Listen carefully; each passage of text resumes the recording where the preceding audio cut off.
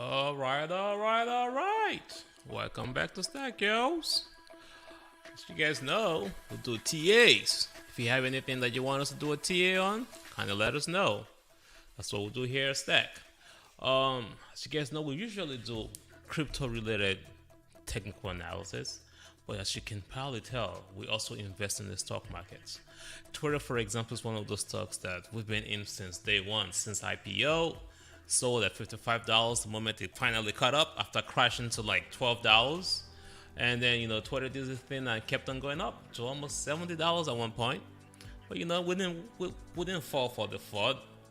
And now it went back right back up to that $55, and now it's crashed again. Now we have the talks of Elon Musk trying to buy Bitcoin, trying to buy Twitter. So, you know what? Let's take a look at Twitter to see if it's a good time to buy Twitter right now.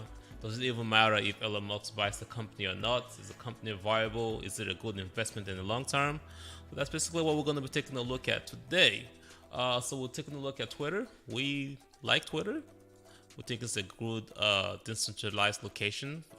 Decentralized, well, not decentralized really. Could be a good future for decentralized media. And yeah, let me not waste your time. Let's go straight into Twitter. I'm going to be showing you multiple different angles or indicators here in terms of making a decision. Of course, do your own financial advice. We're not telling you to buy Twitter or anything, but we just wanted to at least make this available. I'm going to be publishing this on TradingView as well, so just getting that going here. If you are on TradingView, welcome. We're taking a look at Twitter today. And of course, I'm sure you guys are looking forward to some crypto related TAs. But we just want to let you guys know that we also do TAs for stocks. So if you have anything you want us to do a TA on, definitely let us know. We'll gladly take a look at that and give you our feedback. Again, that's financial advice. Let me go ahead and remove some of these indicators so that I don't confuse you guys too much. Remove the auto fibs. Go ahead and remove the TL2. My patterns, take all of those out. We don't have double bottom, triple bottom, and of course the bullish patterns. So if we're just looking at Twitter, this is what you will normally see.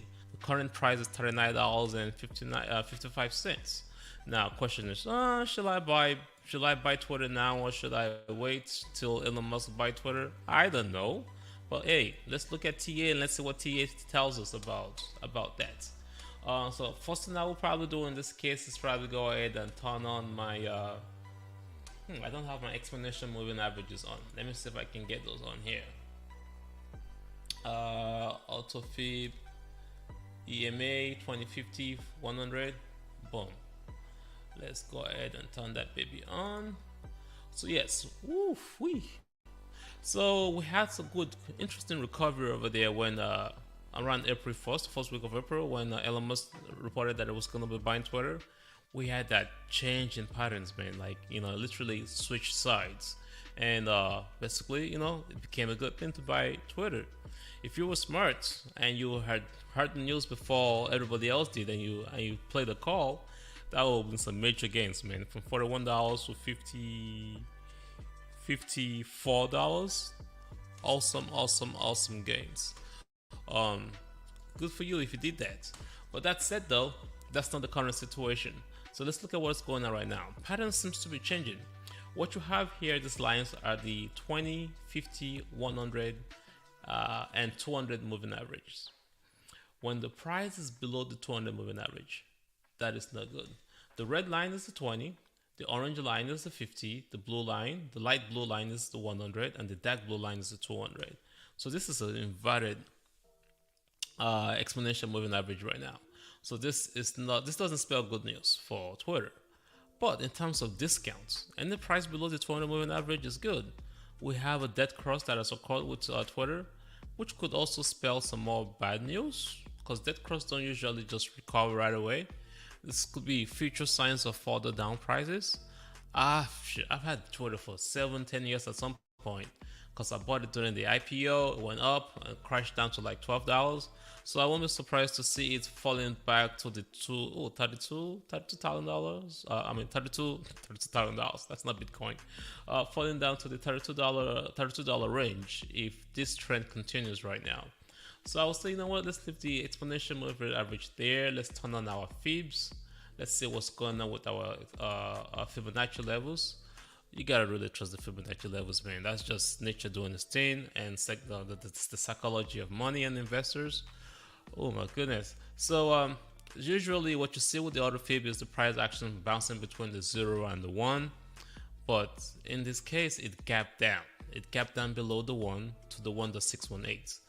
.618, 1.618, .382 are serious critical points that you want to look at when you're looking at Fibonacci. Those are the sequences that kind of repeat themselves. So hitting the .618 was a major resistance, and as you can see, the price bounced right back up, but it didn't make it to the 1. And the exponential moving average is not looking like they want to change trend. It's still kind of pointing downwards. So looking at this price action right now, the price could hang around the 1 and the 1.618 for a while. This is on the daily charts. So between $42 and $36. If it fails to that, the 1.618 is coming back down to this previous levels here at $32. So I will draw a line there, and you could see Twitter at that price, given the situation of what's going on with Elon Musk and the company. That said, let's go ahead and look at other signs or signals. So this is our TL2, right? This basically it's an exponential and extreme way of looking at price trends, and as you can see, just like I just said, the price is most likely gonna fall back down to that 1.618 price, which is at $36. And if the current trend continues and this candle becomes bullish, it has a strong resistance at $43. And if it continues, like I said earlier as well, the price action flows between the 0 and the 1. It could terminate right before the 0 at $50.50 ish. So Twitter, if you're trading, this is what you get. We can also look at something very interesting here. I met this fellow at the Bitcoin conference this year, and this is how he plays his bets on play longs on options. He uses the 100-day moving average and the 37-day moving average, and of course combined with the RSI and the MFI. It doesn't use the TTM squeeze, although in this case the TTM squeeze seems to be squeezing upwards, which is a good thing, but I've seen situations where the TTM is squeezing upward and the price action is going down, so I will not be surprised. So what you saw here, if this fellow was actually trading Twitter, it would have waited for that cross for the 100-day and the 37-day, and then gotten in on the long call. But if this crosses back down, it will go ahead and play a put, and then that will be its trend downward. And a good example would be its most recent put was this cross down here, and I'm sure it's making a ton of money right now on that analysis. So the 100-day moving average and the 37-day moving average could show some major trends. I really like that right there. I think I'm going to start using that going forward. As you can see, it's crossed way back in October, actually September. So someone like, is that October, September 30th? Yeah, people that use this moving average will be making a lot of money back then. So let's go back to trade 1 million and see what these trends are showing us. I have everything turned on here. Anyway, long story short, Twitter is failing and looks like it's going to continue to fail given what's going on. If the candles do change direction, it could go up to that one Fibonacci level, which is around $43. And if it continues that super bullish trend, if tech stocks continue to be bullish, which would mean Bitcoin is gonna go bullish as well, we could see it at $50.50. But if things go sour and some FUD comes down in the market, you can see it back at $35, Worst case scenario at $32 at the moment. So that's what we got for Twitter. I'm not sure if I'm missing anything else right now. Yeah, Twitter looking interesting.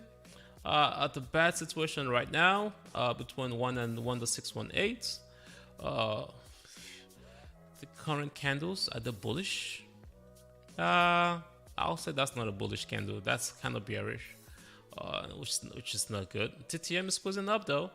Oh, did I look at the RSI? That could also help. Let's see what we have here. I believe it's trade.